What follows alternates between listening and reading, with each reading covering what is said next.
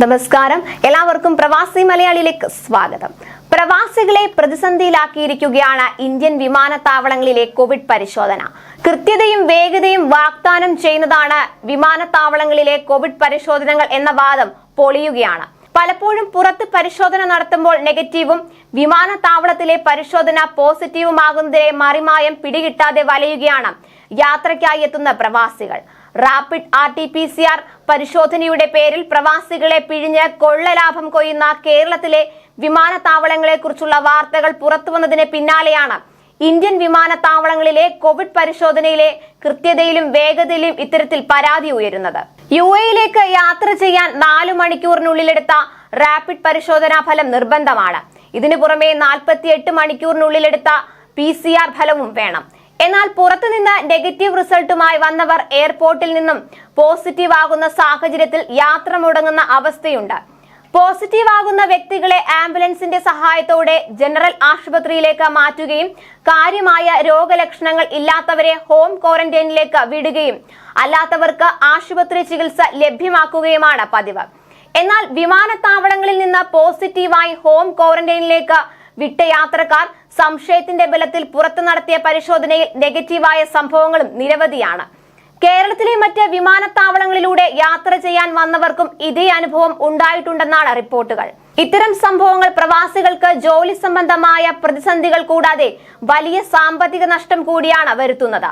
കുടുംബത്തോടൊപ്പം യാത്ര ചെയ്യുന്നവരിൽ ഒരാൾക്ക് പോസിറ്റീവ് റിസൾട്ട് വരുന്ന പക്ഷം മൊത്തം പേരും യാത്രയ്ക്ക് തടസ്സം നേരിടുന്ന സംഭവങ്ങളും ഉണ്ടായിട്ടുണ്ട്. പോസിറ്റീവ് ആകുന്നതിനെ തുടർന്ന് യാത്രാവിലക്ക് വരുന്നവർക്ക് ചില വിമാന കമ്പനികൾ 1 വർഷത്തിനകം യാത്ര ചെയ്യാവുന്ന ട്രാവൽ വൗച്ചർ നൽകുന്നുണ്ടെങ്കിലും ചില വിമാനത്തിൽ യാത്ര ചെയ്യുന്നവർക്ക് വേറെ ടിക്കറ്റ് എടുക്കേണ്ട അവസ്ഥയാണ്. ഇത്തരം യാത്രക്കാർക്ക് പുറത്തുനിന്നുള്ള ടെസ്റ്റ്, വിമാനത്താവളത്തിലെ ടെസ്റ്റ്, ടിക്കറ്റ്, യാത്രാ ചെലവ് തുടങ്ങിയവയടക്കം വലിയൊരു തുകയാണ് നഷ്ടം സംഭവിക്കുന്നത്. വിമാനത്താവളങ്ങളിലെ പരിശോധനകൾക്കുണ്ടാകുന്ന പാകപ്പിഴകൾ പ്രവാസികളെ വലിയ തോതിലാണ് സാമ്പത്തികമായും സാമൂഹികമായി ബാധിക്കുന്നത്. അതേസമയം വലിയ തുകയാണ് റാപ്പിഡ് RT-PCR പരിശോധനയുടെ പേരിൽ കേരളത്തിലെ വിവിധ വിമാനത്താവളങ്ങളിൽ ഈടാക്കുന്നത്. വ്യത്യസ്തമായ തുക ഏകീകരിക്കണമെന്നും ന്യായമായ തുക മാത്രമേ പരിശോധനയ്ക്കായി ഈടാക്കാൻ പാടൂ എന്നുമുള്ള ആവശ്യവും ശക്തമായിരിക്കുകയാണ്. തിരുവനന്തപുരം വിമാനത്താവളത്തിലാണ് ഏറ്റവും വലിയ കൊള്ളയടി നടക്കുന്നത്. മറ്റു വിമാനത്താവളങ്ങളെക്കാൾ 900 രൂപ അധികമാണ് തിരുവനന്തപുരം രാജ്യാന്തര വിമാനത്താവളത്തിൽ ഈടാക്കുന്നത്. ഒമിക്രോൺ പടരുന്ന സാഹചര്യത്തിൽ മറ്റ് രാജ്യങ്ങളിൽ നിന്ന് വരുന്ന അന്താരാഷ്ട്ര യാത്രക്കാർ RT-PCR റാപ്പിഡ് RT-PCR പരിശോധനയോ സ്വന്തം ചെലവിൽ നടത്തണം. കണ്ണൂർ അന്താരാഷ്ട്ര എയർപോർട്ടിൽ 2490 രൂപയാണ് RT-PCR പരിശോധനയ്ക്കായി ഈടാക്കുന്നത്.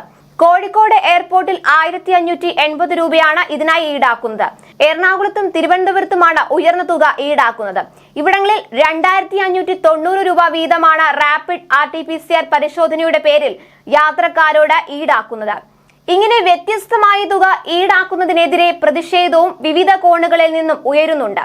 വിമാന കമ്പനികൾ മറ്റ് രാജ്യങ്ങളിൽ നിന്ന് വരുന്ന യാത്രക്കാരെ എയർപോർട്ട് നടത്തിപ്പുകാർ സജ്ജീകരിച്ച് നൽകുന്ന RT-PCR പരിശോധനാ കേന്ദ്രങ്ങളിൽ പരിശോധനയ്ക്ക് വിധേയമാക്കുന്നത് ഒമിക്രോൺ പശ്ചാത്തലത്തിലാണ്.